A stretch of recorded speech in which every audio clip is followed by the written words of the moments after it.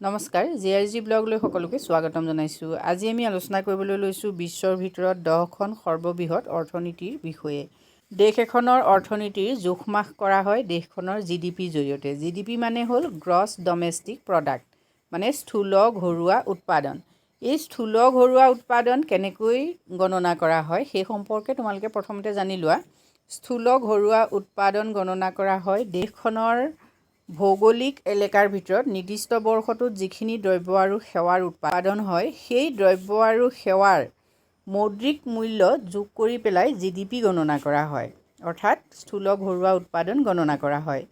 সেইটোকে তোমালোকে এটা ফৰ্মুলাৰ জৰিয়তেও দেখুৱাব পাৰা। GDP = C + I + G + X - M। এতিয়া C মানে হ'ল কনজামশ্যন, মানে নিৰ্দিষ্ট বৰ্ষটোত ঘৰুৱা দেশখনত যিমানখিনি উপভোগ হ'ব সেই উপভোগৰ মুদ্ৰা মূল্য। I হ'ল বিনিয়োগ, মানে দেশখনত নিৰ্দিষ্ট বৰ্ষটোত মূলধনজাত দ্ৰব্য সামগ্ৰীৰ বাবে কিমানখিনি ব্যয় কৰা হ'ব সেইটো। G হ'ল গভৰ্ণমেণ্ট এক্সপেণ্ডিচাৰ, এতিয়া চৰকাৰে কিমানখিনি ব্যয় কৰিব।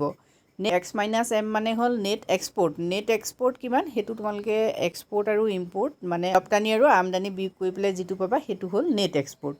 গতিকে সেইকেইটা যোগ কৰি কি হয় দেশখনৰ GDP নিৰ্ণয় কৰিব পাৰি। বিশ্বৰ ভিতৰত দেশবিলাকৰ অৰ্থনীতিৰ ৰেংকটো নিৰ্ণয় কৰিবলৈ সেই GDPৰ সহায় লোৱা হয়। GDP বেচিছত দেশবিলাকক ৰেংক দিয়া হয়।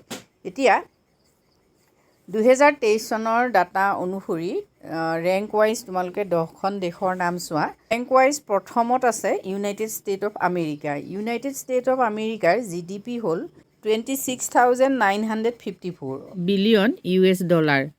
GDP পাৰ কেপিটা ইনকাম 1000ত দেখুওৱা হৈছে, মানে ডলাৰত 1000ত চোৱা 80.41। অৰ্থাৎ GDP পাৰ কেপিটা ইনকাম কেনেকৈ উলিওৱা হয় সেইটো তোমালোকে জানি লোৱা। GDP পাৰ কেপিটা ইনকাম উলিয়াবলৈ কি কৰিব লাগে, GDPক পপুলেশ্যনে ডিভাইড কৰিব লাগে। GDPক পপুলেশ্যনে ডিভাইড কৰি পেলাই কি কৰিব লাগে, GDP পাৰ কেপিটা ইনকাম উলিয়াব পাৰি। এতিয়া GDP পাৰ কেপিটা ইনকাম উলিয়াবলৈ আমি কি কৰিম, GDPক মানে গ্ৰছ ডমেষ্টিক প্ৰডাক্টক পপুলেশ্যনে হৰণ কৰিম।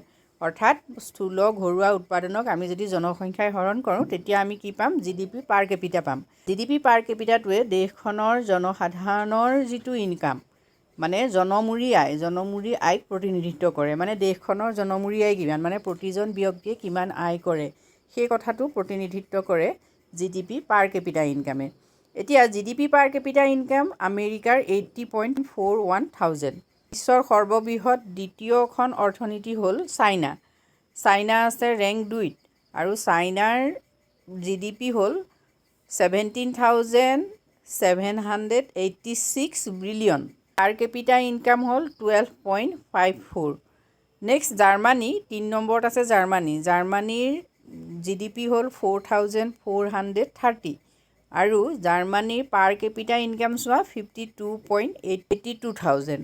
নেক্সট আহিলে জাপান, 4 নম্বৰত আছে জাপানৰ GDP হ'ল 4,231 আৰু GDP পাৰ কেপিটা হ'ল 33.95,000। নেক্সট আহিলে ইণ্ডিয়াৰ 3,730 হ'ল GDP, মানে গ্ৰছ ডমেষ্টিক প্ৰডাক্ট হ'ল 3,730 আৰু পাৰ কেপিটা হ'ল 2.61,000। নেক্সট ইউনাইটেড কিংডম চোৱা। ইউনাইটেড কিংডমৰ $3,332 বিলিয়ন হ'ল GDP আৰু 48.91,000 হ'ল পাৰ কেপিটা। ফ্ৰান্সৰ চোৱা $3,052 বিলিয়ন হ'ল GDP আৰু 46.32 হ'ল পাৰ কেপিটা ইনকাম।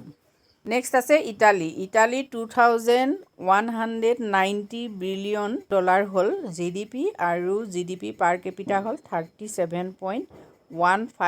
9ত হ'ল ব্ৰাজিলৰ GDP হ'ল 2,132 আৰু 10.41,000 হ'ল পাৰ কেপিটা ইনকাম। 10ত আছে কানাডাৰ GDP হ'ল 2,122 আৰু পাৰ কেপিটা ইনকাম হ'ল $53.25,000। চাইনাৰ পৰা ভাৰতবৰ্ষৰ অৰ্থনীতি যথেষ্ট দূৰত আছে, মানে 3,000 জাষ্ট। এতিয়া সেইফালৰ পৰা চাবলৈ গ'লে ভাৰতীয় অৰ্থনীতিৰ অৱস্থা ইমান ভাল বুলি আমি ক'ব নোৱাৰোঁ। ৰেংক হিচাপে ভাল ঠিকেই, কিন্তু ভাৰতীয় অৰ্থনীতিৰ GDP চাওঁ সেইফালৰ পৰা ভাৰতীয় অৰ্থনীতিৰ অৱস্থাটো তুলনামূলকভাৱে যথেষ্ট বেয়া।